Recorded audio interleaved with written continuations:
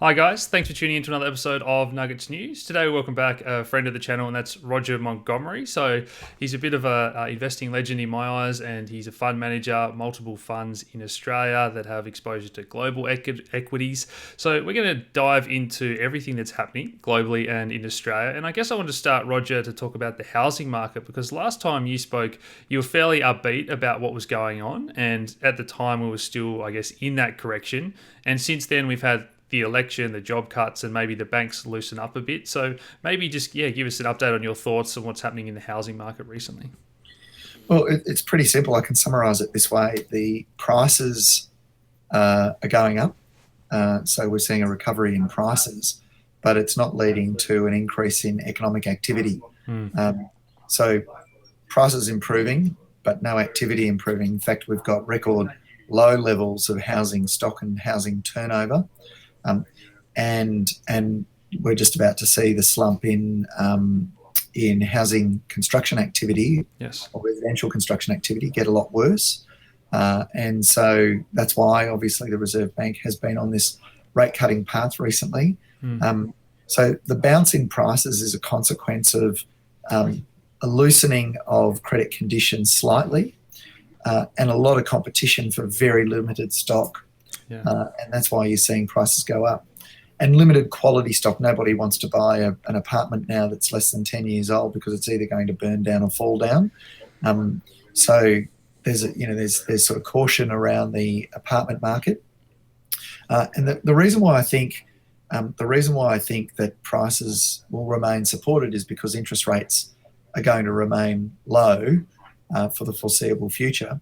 But the problem that you've got is people are sated with their borrowings. They've borrowed enough. During the boom that ended circa 2016, people have borrowed as much as they can. We've got record household debt. People have just moved into their place. They've just furnished it. They've just put a pool in or done an extension or a renovation, and so they're satisfied. So everyone's scratching their heads, and all the economists are going, well, why isn't there a recovery in building activity, and why aren't people buying more? And it's a combination of the fact that they've just got enough and prices have recovered again. Yeah, I do want to get into household debt and those other factors, but the numbers that we've seen very different statistics reported by real estate versus domain, and then some of the more alternate economists are saying, as you said before, these auction numbers are fudged a little bit and it's on very low volume. So to what degree, because I kind of get the sense that it's the best houses and the people that were waiting that have sort of jumped in, and I don't get a feeling that this is like a sustained trajectory recovery. Yeah, our view, and we've talked about this before, was that we wouldn't expect a sharp V-shaped bottom. And we've seen something of a V bottom, but I suspect now you'll see, you won't see it continuing. You won't see prices accelerating. Having said that, though, in November, nationally prices rose about 1.5%, and annualised, that's about 18% per annum. If you then annualise the last quarter's numbers, prices are rising at about 10.4%. So it's a pretty solid recovery in prices if it continues the way it's going at the moment. But I suspect that the only way that's going to happen is if stock remains very, very tight, very limited, and people are competing, more aggressively for that limited stock. But then, again, it's not a reflection of the whole market. If a lot of property came on the market, you probably find prices wouldn't be as sustained. Yeah, and the reason for that, if we look under the hood, is that other assets and people's wages aren't going up. It's not the quality of the economy that's all heading in the right direction to pick up that capacity, is it? No, that's right. I've said this before, but in the short and medium term, prices, what determines prices ultimately is credit availability. That's it. Yep. And longer term, it's population growth. Yeah. Really long term, over decades. Now, in individual suburbs, you're going to have factors like, the style of the home, those sorts of things, or, small apartment blocks, or proximity to water, or whatever it is. There's going to be individual factors that will affect a suburb, which means that Epping in Sydney goes down, but, Vaucluse and Potts Point go up. You'll get those individual factors, but putting those individual factors aside, then it's just credit availability in the short and medium term, and long-term population growth. Yeah, but and before we get into maybe a few of the headwinds I see, I want to maybe paint a more bullish scenario. And we do see, even though housing is unaffordable by historical standards, we've seen places around the world like Hong Kong where it has got even worse. And if Sydney and Melbourne are some of the most attractive places to live, and interest rates are low, the RBA are talking about possibly QE and whatnot, is there any reason why we could be sitting here in a year or two's time and going, this is crazy? You know, the ASX looks like it wants to break out, bonds, housing, they're all just kind of sitting there at this level that says, hey, are you about to do QE? And are we going to go down the path of US markets where things just charge ahead for 10 years once the QE easy money starts? Look, it's very possible. It's very possible. We've already seen, if you take the ASX 200, exclude materials and energy stocks from the ASX 200, then average earnings per share are actually declining and have been declining now for a year and a half or 2 years, and yet the PE has been expanding. So, trying to pick how much that PE can expand is, it's really anyone's guess. Yeah. But interest rates being low and being cut has pushed the PEs higher. People have migrated out of cash and into stocks. So earnings are declining, PEs expanding. People are paying more for less. If they're given free money to go and do that, they'll continue to do that, I suspect.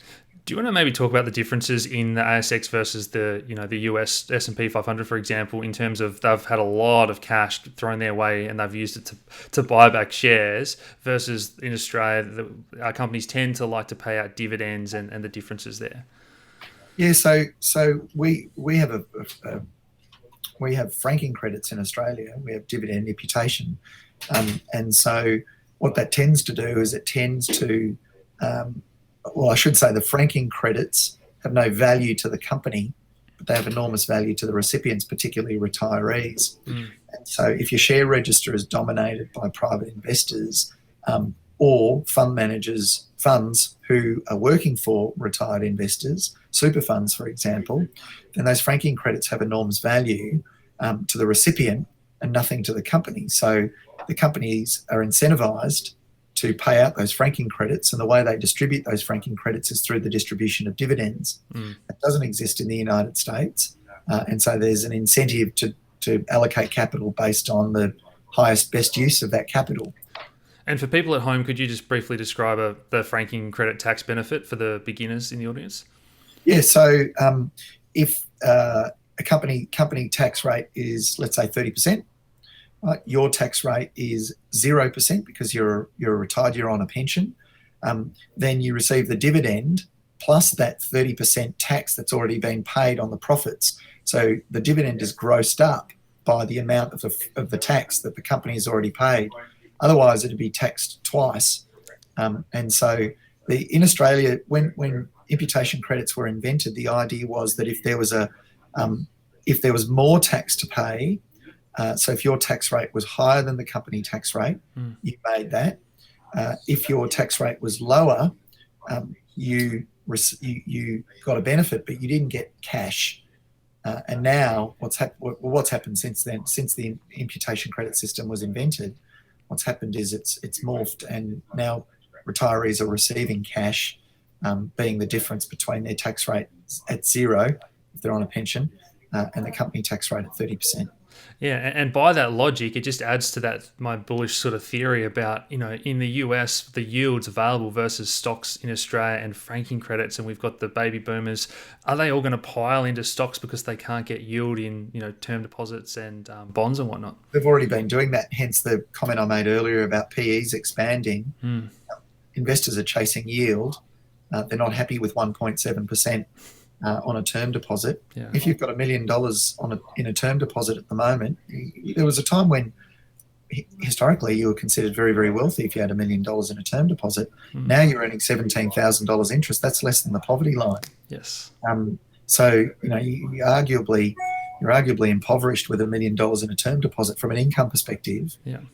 What's important to note is that in the S&P 500, the CAPE ratio is currently implying a 10-year compounded average annual growth rate, including dividends reinvested, of about 1.7%. So if you bought the S&P 500 today, you're looking at 1.7% per annum for the next 10 years. That's the same as a term deposit in Australia.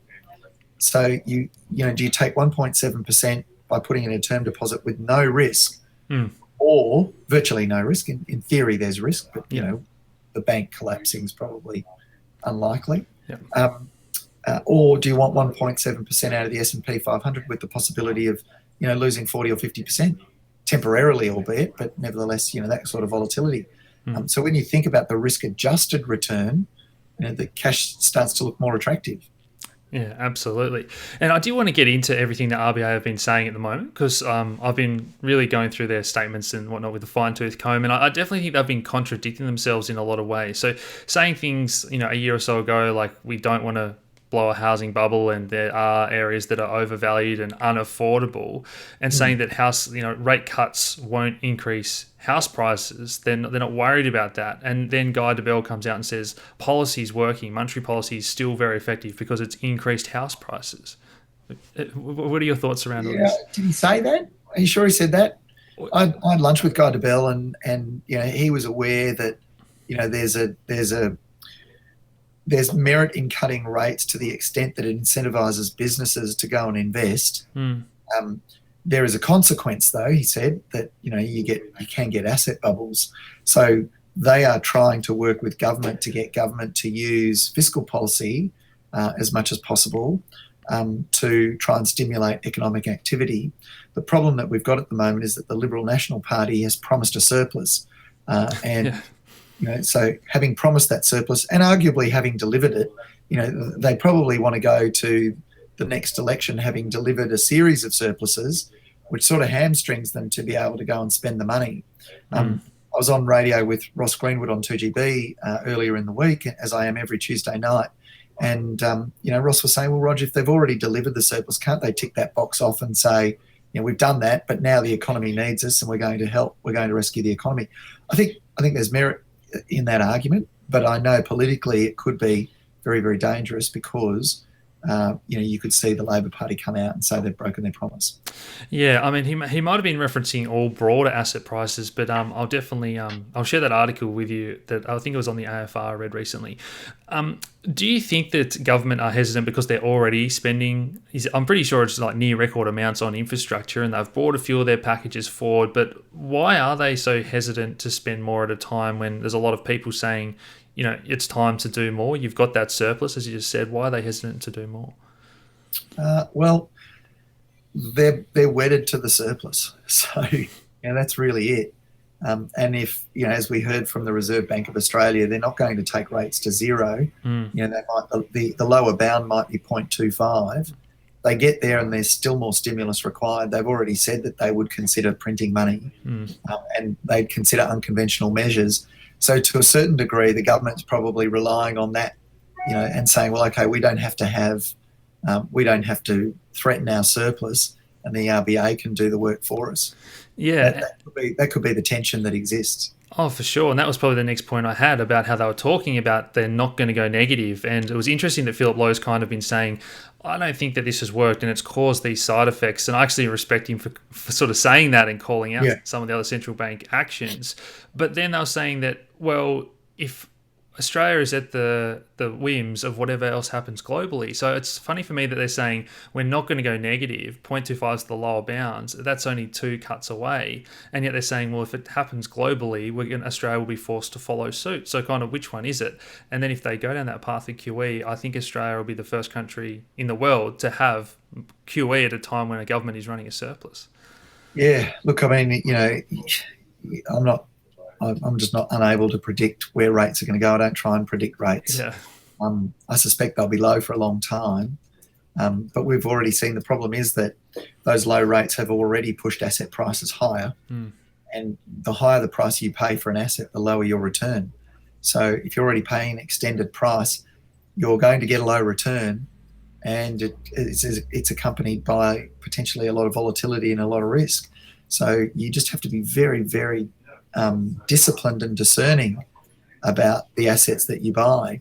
There's still opportunities out there. There's still companies that we think are generating good returns, and we think that things like, for example, Atlas Arteria, Transurban, those sorts of businesses, they have the opportunity to benefit when rates are low by also increasing their revenue at a very steady rate along with inflation. So, there's growth there that's certain, it's steady, it's stable. So we've kind of been in our domestic fund, we've been gravitating towards those lower beta type opportunities. In our small caps fund, we've found plenty of opportunities. There's still a lot of things that are undiscovered, but that's a function of the fact that you don't get many brokers pouring over a lot of the small cap and micro cap stocks. So we're still seeing some terrific opportunities there where there's enormous growth, and it's not tied to the domestic economy. For sure, and I guess that ties into the point about whether it's QE or government increasing spending and whatnot. It's kind of pushing on the string unless we have an economy that's innovating and building new jobs and whatnot. So, what are those areas that you are positive on? Is it really science, technology, healthcare, those things that you'd love to see more money and maybe some tax cuts and whatnot go into? Well, the tax cuts we've already had a tax rebate. None of it's gone into the economy. Yeah. It's all gone to pay off debt. You've seen 2 of the 4 banks, you've seen their mortgage books go negative. So the growth of their mortgage book is going backwards. And the reason for that is because people are paying off their mortgages at a faster rate that the bank is writing new mortgages. And so that's an indication and reinforcing the point that, and remember, the Reserve Bank is the banker to the ATO, the Australian Taxation Office. So they can see when the money's going out. Now, they saw those rebates. They saw, as a consequence of those rebates, they saw a very sharp spike in early tax returns being lodged. And that money, they saw that money going out. They were crossing their fingers hoping that it would go into retail. Yep. It didn't. Yep. It went to pay off mortgages. And then you saw the banks reporting their mortgage books going backwards. So as interest rates have dropped, people have paid off their mortgages faster. So one wonders that even if the federal government employed some fiscal policy measures to actually hand people money to go and spend it, they'd go and pay off the mortgage, and it wouldn't go into the economy anyway. The more extreme stuff that the government and the Reserve Bank of Australia does to try and rescue the economy, the more it seems to reinforce the message that the economy is not going well. So people pull their heads in and reduce their debt. Yeah, that was something that we were pretty vocal about, that we thought would happen. We didn't think that people would go out and spend, because it was very successful around the GFC, what they did with that injection, and it was very, very different this time around, wasn't it? Yeah, well, it was a sort of a big surprise, and people hadn't amassed the debt in a property boom that we've seen. That was in 2000. The GFC was 2008, 2009. It bottomed on, the stock market bottomed in March 2009. But, since then we've had a property boom and people have amassed huge amounts of debt. And so they're paying off the debt. So a very wise investor that I learned a lot from in my early years used to say that ultimately sentiment really drives all markets. And I think as housing had that inflection point, is this the first time that banks' mortgage books have gone backwards? No, it's not, but it's been a long time since we've seen it. And to the first point, you've got to remember, to your first point of your question, people, there's a very large number of, or a high proportion of people who've bought real estate in the last, call it 5 years, who are losing money when they sell it. And so there's a case of once bitten, twice shy. If you've lost money on property, you've waded in for the first time, you've overpaid, you've borrowed a record amount of debt, and then you sell it and you lose money, people aren't going to come back for a while. Yeah. So that's why I say to you, I think the property price bounce that we've seen is a function of the fact that we've got, very limited stock available, and the banks have loosened credit conditions slightly, but people have already purchased. They look at the price, they say, I'm losing money on my purchase, I'm not going to sell. So that restricts stock. And they've got their jobs, so they can just keep paying off the mortgage, which is what they're doing. Is some of the, the Royal Commission showed the bad lending standards and whatnot, but is it a double-edged sword when it was so easy for investors to pile in and negative gearing? Do things like that maybe push up house prices more than they otherwise would? But then on the flip side, as you say, now people are underwater. How long do they continue to negatively gear when they're not getting capital appreciation? And the same with these people that as long as they've got a job. Yeah, and I was just going to say the same as people that have got the interest-only loans that are being rolled over to principal and interest. Is this a double-edged sword where now it does put pressure on the stock?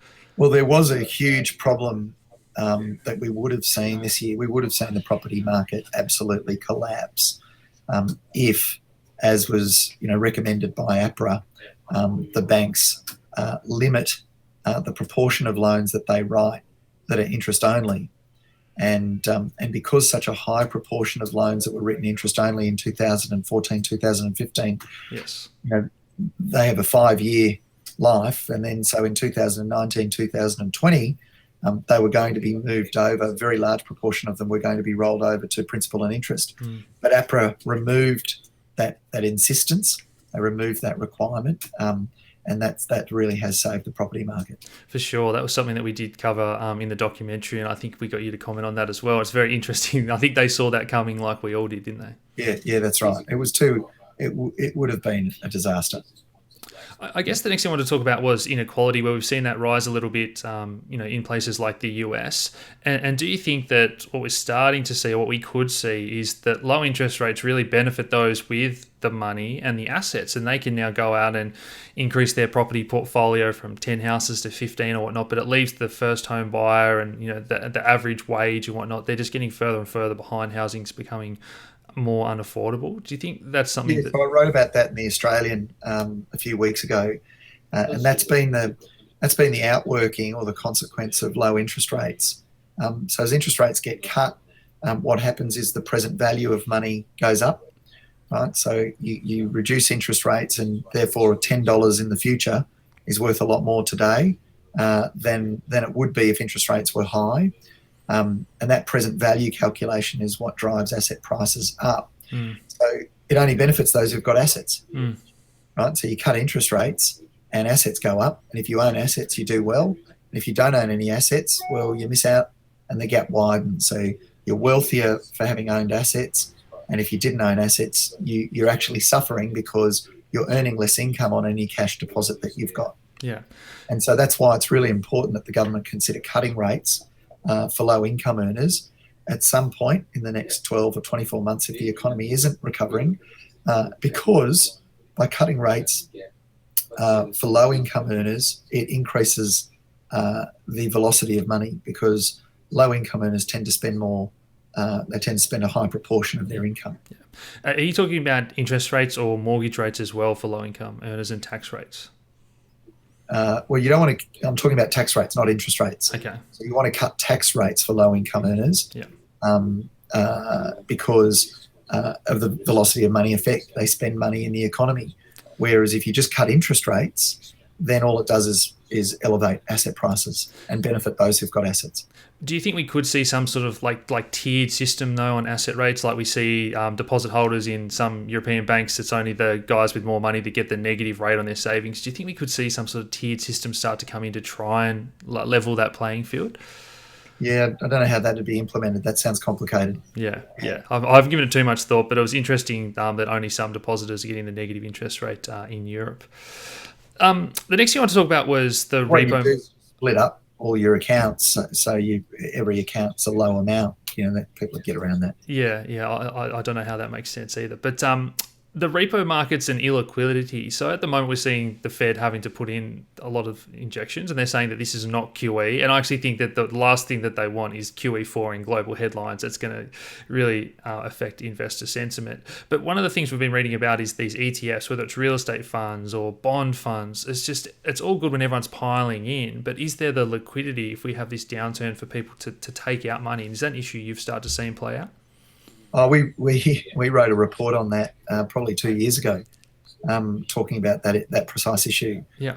So what happens is you've got ETFs whose stock is turning over faster than the stock that they own in the portfolio. So, for example, you take the SPY ETF in the United States, which is the biggest one tracking the S&P 500, not necessarily the biggest one held by retail investors, but the biggest overall. Its turnover is faster, so its total number of shares might turn over 20 or 30 times in a year, whereas its biggest holding might be Apple or Exxon, and Apple or Exxon stock only turns over once a year. So it's 100% turnover. So going up, when the market's going up, or otherwise, forget about that, but when money is piling into the ETF, then the ETF manager just says, we'll just feed it into the market gradually, and guess what? Every day the stock goes higher and higher, and there's no volatility. But when people want to get their money out, then what happens is it's coming out of the ETF faster than the ETF manager can sell the shares. And consequently, you'll see the ETF fall further than the portfolio.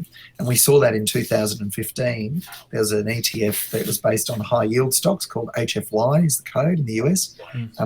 The ETF fell 30% in a couple of days, but the portfolio only fell 5%. And more recently, you might remember there was an ETF based on volatility. Yeah.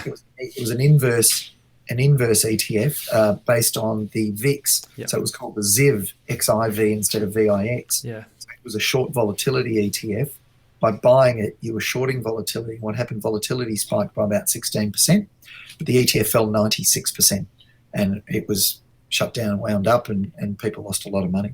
Yeah, that was actually one of the next questions I had, because we're seeing volatility being shorted at record amounts again recently, aren't we? So does that worry you when we see things like that? And you wake up the next day, if I had a trade on the XIV and I think, great, I've made a heap of money, and I get told, oh, sorry, that ETF blew up.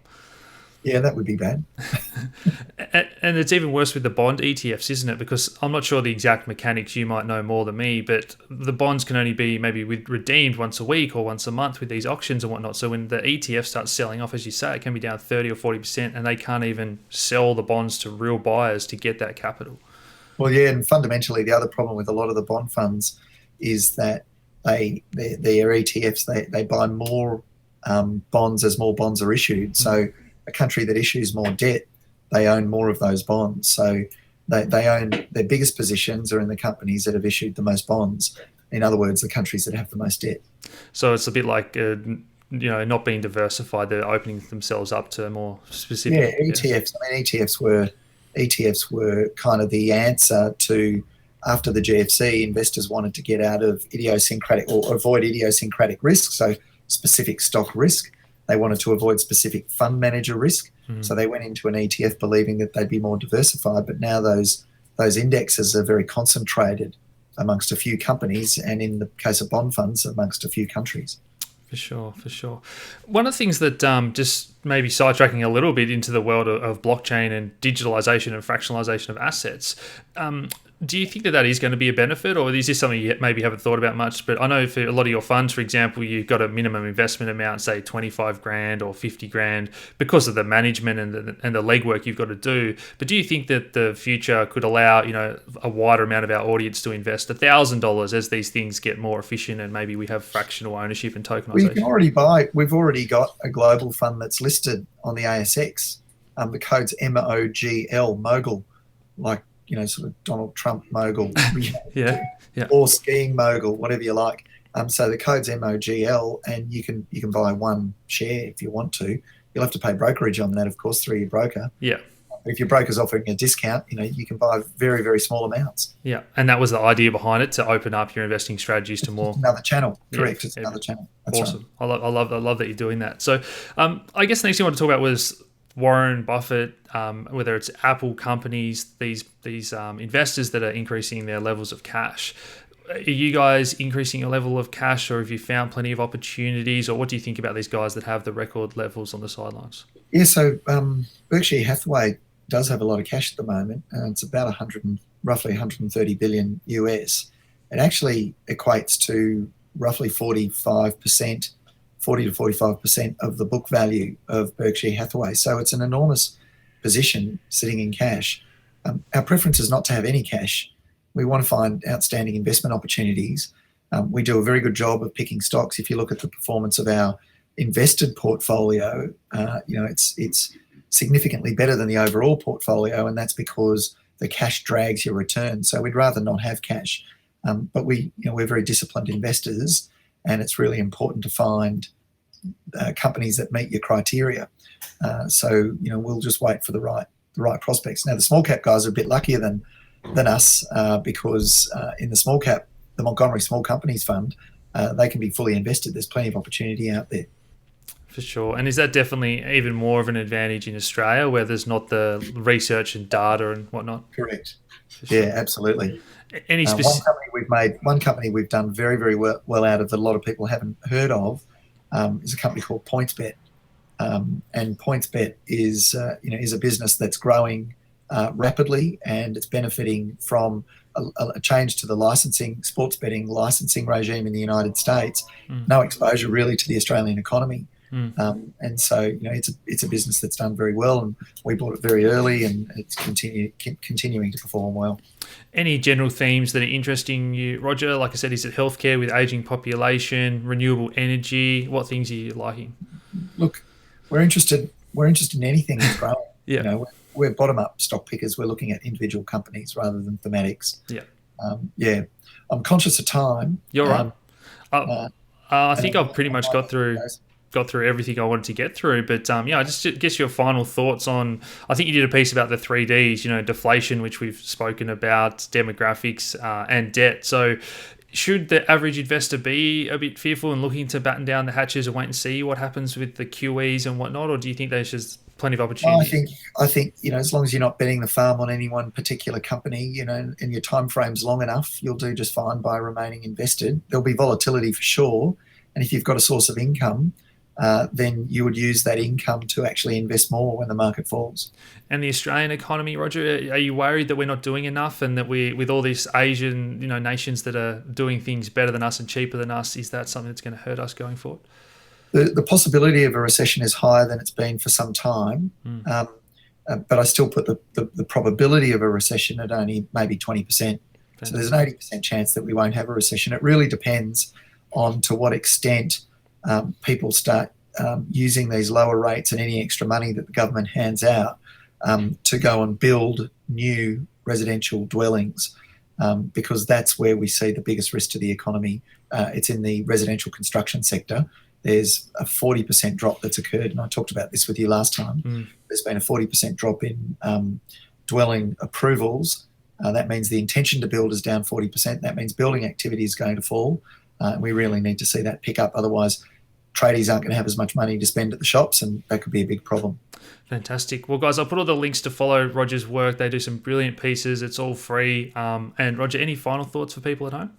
No, I think we've covered a lot of ground. That's been a good interview. I've really enjoyed it. Yeah, and I really do appreciate your time. So thanks for being able to give access to everyone at home to your thoughts and insights. It's awesome. Okay, we'll see you again. Thanks, guys.